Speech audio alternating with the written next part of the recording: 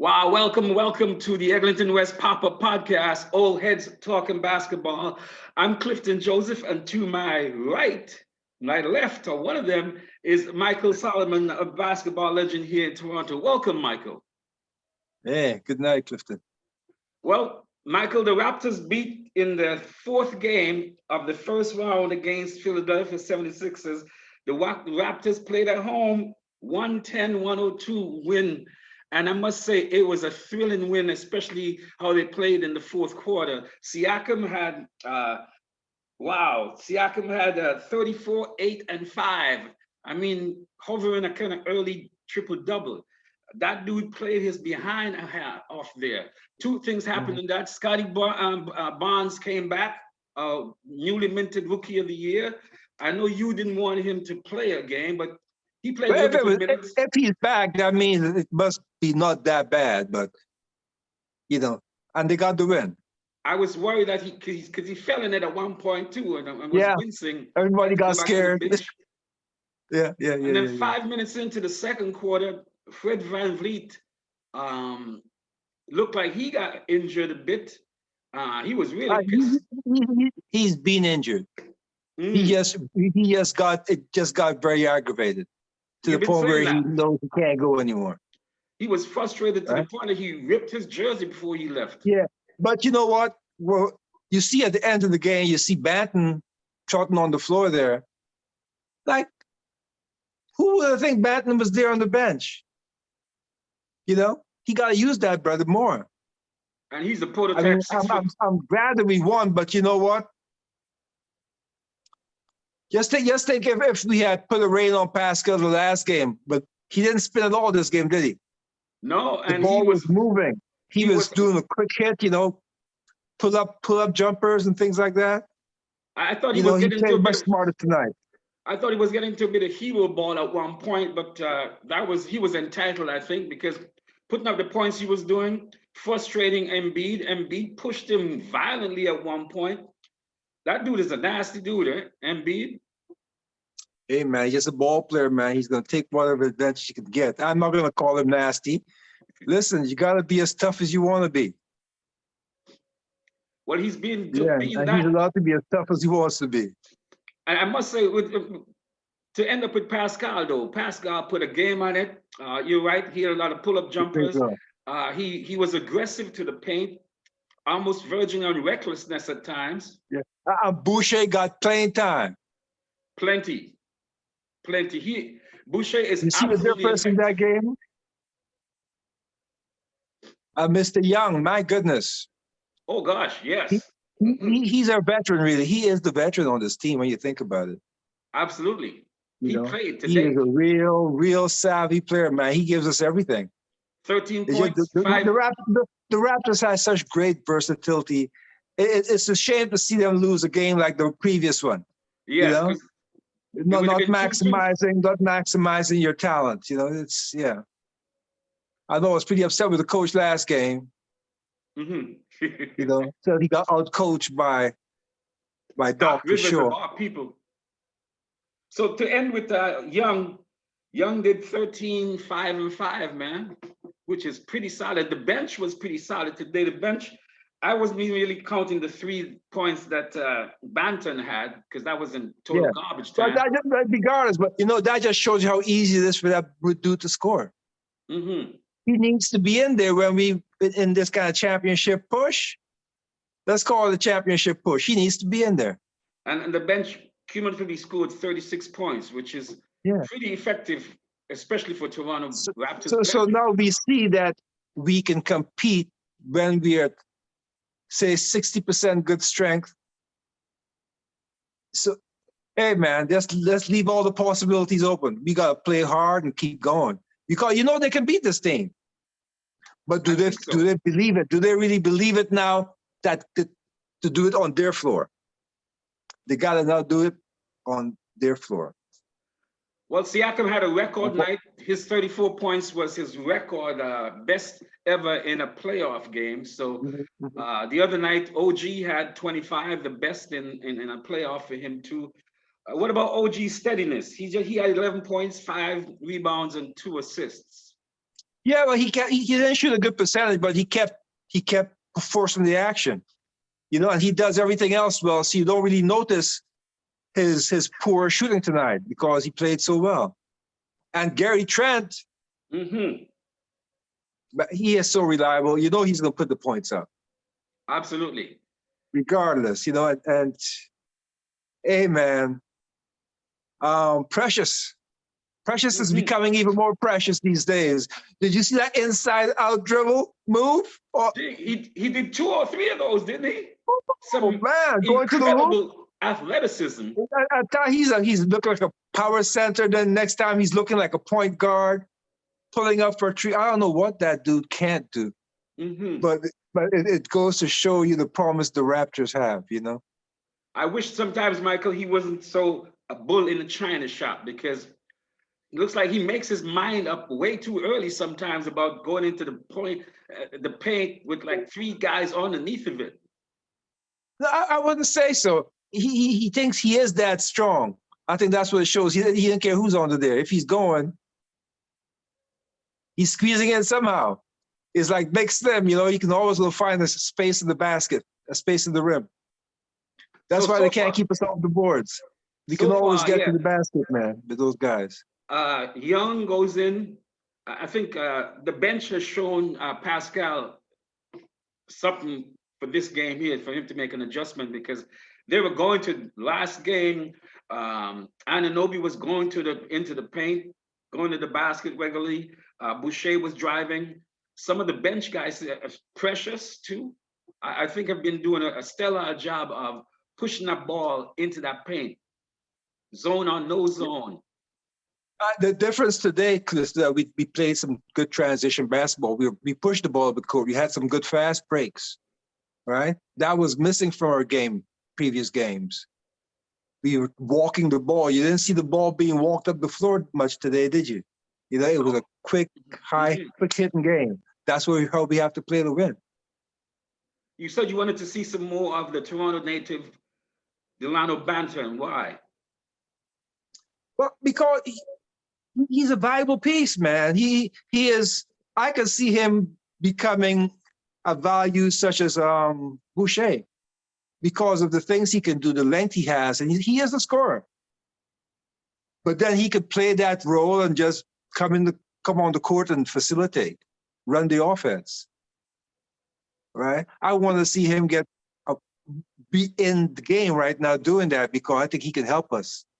Particularly since I don't know the status of Fred VanVleet, if he'll even play the next game, if he'll be up to it health-wise. Well, I'll tell you, if you're really hobbled, you have to just sit on the sideline and look at your rookies or your younger guys working hard in your position. You just have to coach that position now. Just assist the guy who's in his position. You know, just talk. If it's Banton, just talk to him. Give him some support. Let him know that he's doing what he's supposed to do and doing it right. No team in the NBA playoffs ever, Michael, has come back from 0-3. And that's a good thing, right? We want to set records. We want to have records to break. And beyond that cliche thing about don't think about the big task at hand, take it on into bite-sized chews, where you say you play the game ahead of you, one game at a time, like today. Yeah, one game at a time, man. What tangibly do the Raptors have to do that you saw them doing today, that you think that the mindset going into Game 5 in a hostile territory? Well, regardless what they did today, they played defense. They moved the ball. The ball was not stagnant at all today. You have to play exactly that way. And now you got to ratchet the defense up, because now you got to play like we are desperate. We are desperate. We lose or we going home. So we got to play desperate. Play like a firestorm, man. We have the young guys, put them to work, run these guys into the ground. At least give us That's 6 how we fouls. have to do the win. At least give us 6 fouls. At least give us 6 fouls, because not even so much about the fouls, just about the speed and the bodies. Let these guys do what they're built to do, what they're trained to do. let's get up and down the floor and put some pressure on them. I think that's the secret to winning these games. What do you think about the job the Raptors did today on Embiid? It seemed to me as they played him tougher. They stood up to him at one point after he pushed SIAKIM there, unsportsmanlikely. OG got into a little dust up with it, and I like the way OG dealt with him. Oh yeah, well you know what's happening now. His thumb is hurt, right? So every time he has the ball, guys are going after the ball. Mm-hmm. But mostly for his thumb. Everybody's going after that thumb. I mean, it's like a prize fight, you know, when the guy's bleeding, you make sure you hit him on that same cut, right? Mm-hmm. Yeah. That's what happens in the basketball game. And you can see OG he was playing kind of soft, you know? That's why he had such a poor game. Because they were banging him, man. He couldn't get comfortable. He's always holding his finger, you know? I counted at least 5 times where he fell on the ground. That dude loved to fall. So I know that they're playing him tough and that wouldn't say rattled, because you know he's still a very powerful guy and accomplished. But I see a level of frustration in him. But him falling on the ground really doesn't mean anything. You play basketball, you have to know how to fall. Sometimes going down to the ground, it could be easier than getting a rebound, falling and standing up. Easy to fall all the way down, you know, just to protect your ankle or whatnot. You know, you have to know your body. But I can see him falling and doing a break dance. He's so athletic, you know. What did you see of Scottie Barnes on his return? Limited minutes. But steady Scottie, man. He's steady. He can do things. He can just play the game. He knows the game. He'll play well all the time. I was concerned of them putting him in the pot too early. You know, then he had that slip, but he came back and they to their credit, they pulled him out of the game when they saw they had a bit more control. You know, you can't. I'm glad they played him as much as they did. That's about as maximum I would want to play him, you know. The Raptors, Michael, is not a traditional team where it's a point guard heavy. Because when Fred left in the early second quarter, Pascal basically brought the ball up a lot of the times. And of course, the philosophy about the 6'9" thing also is that whoever gets the ball, you run up like a track star to the other end of the court, right? Every one of the Raptors could bring the ball up the court, right? It's just about how fast you want to get into your offense. And if your point guard is the one bringing the ball up the court, you know, that's great. That's why Pascal was just bringing the ball up, because he was playing that role. I was saying that, though, to go on to say, Michael, that if we were more traditional, then I think Banton would get some earlier burn, so that it would be Flynn starting, I would think, right? And then maybe... You know what? From what I've seen, I would sit Flynn on the bench for now. I don't think he's going to be effective against this team. I think Banton, with his length and quickness and savvy, it would be more effective against Philadelphia. Well, the Raptors are resurrecting 2 guys, not 2, but what do we do with Harris, man? Like, it looks like Harris just like has a free pass to just come down the lane, coast to coast. A couple of them he had, and just like, I don't know, whoever's been defending him don't seem to be doing the job. And how do we solve him and Maxey? Well, let me tell you, Harris he has been reborn with because of James Harden. He is playing the way I thought he was going to be playing for the last 2 years he's been in Philadelphia. It's like he just arrived. Harden arrived and his game just arrived. Absolutely. That's where we know he's supposed to play. So he's been playing below his capabilities for a long time. So that's a bad dude, man. For him to start playing like that, he is their X factor if he realizes just how good he is and how important he is to that team. He's making max money. Yeah, well, because they're expecting great things of him. He just hasn't been producing. But now he can. He is now. And he's been giving us fits, I must say. The other dude who's been giving us fits, the X or Y or Z factor, is Maxey, who has just been flowering in this playoff. Well, Gary Trent is healthier now. He can play defense on him. The defense was pretty damn good today, man. These guys, they played help defense. They didn't get too far away from their from the pass. We made it tough for them. And when you hold Embiid and Harden to 21 and 22 points respectively, you know you're doing. I mean, it's still a lot of points, but you know they usually can get 29, 39. Yeah, well, the less points they get, you know that you assume the people who are that's third and fourth option in shooting, if they don't get too many shots as well, we have a better chance of winning the game. We keep them down too. You know, they should come to the defense. Our defense was smothering. I didn't feel the coach as much in this game, but I thought he did an excellent job, whatever he was doing, because he had them motivated.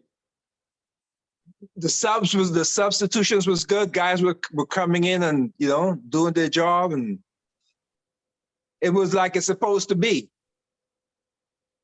Somehow he woke up. He just woke up, man. Yeah, because there was a stretch where I said, "Wow," it was SIAKIM, OG, and Boucher, Young, and Precious.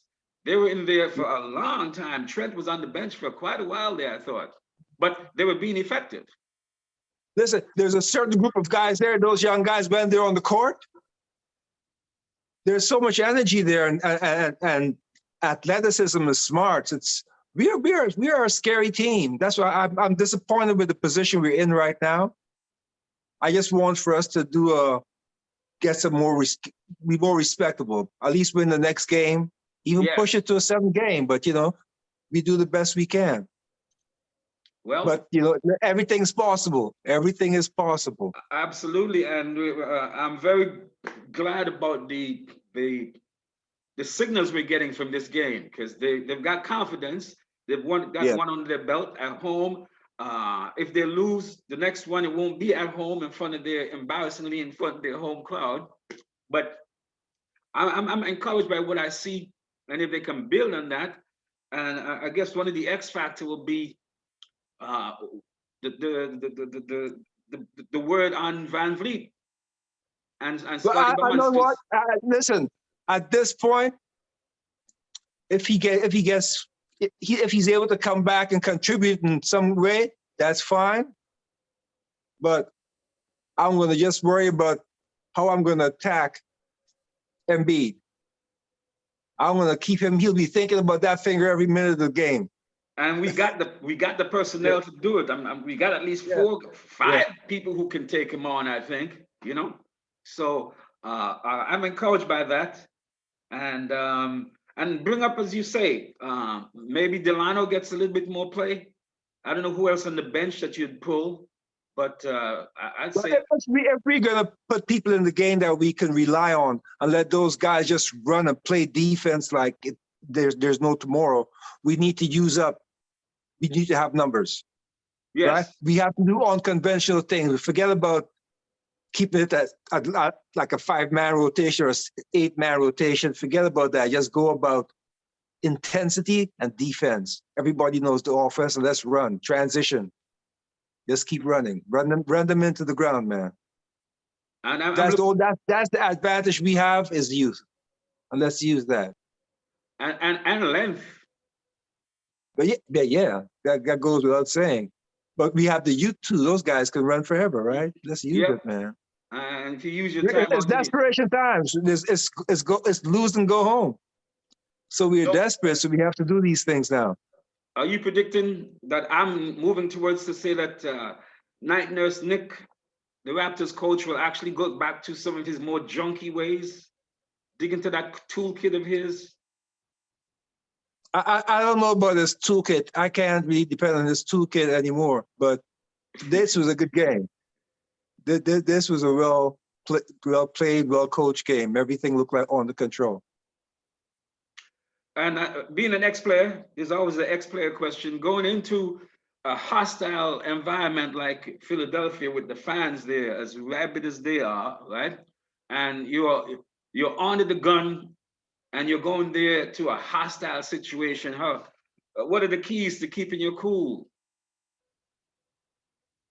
for the Raptors Keeping you players? cool. You should never have to worry about keeping you cool, but going into a hostile situation, that has to amp you up. That's the kind of thing that makes you play better, right? You have to want that environment. You have to, you know, guys have to have bad night's sleep because they can't wait for the game. That's how we have to go into it. So we're going into their gyms, not as underdogs, but as, you know, like if we're defending something, right? We're defending our season, our record. So I like to think that I like to think moving forward, we are at the advantage because we are hungry. Well, I hope they feast. The next game is 2 days away. I hope the Raptors absolutely feast in the Philadelphia 76ers. 76ers. Wow. Michael, thank you. Another wonderful game by the Raptors. I frankly didn't think they'd be this far. So they've actually overachieved, and I'm looking for them to even overachieve and maybe become that first team ever to come back from 0-3. The possibility is always there, man. It's time for us to make more history. Thanks a lot. We'll see how it goes. Thank you all. Okay, This bro. has been the Eglinton West Pop-Up Podcast, Old Heads Talking Basketball with Michael Solomon and Clifton Joseph. We'll be back after the next Raptors game. Stay cool. Bye-bye, Mr. American. Bye. You got your Chevy?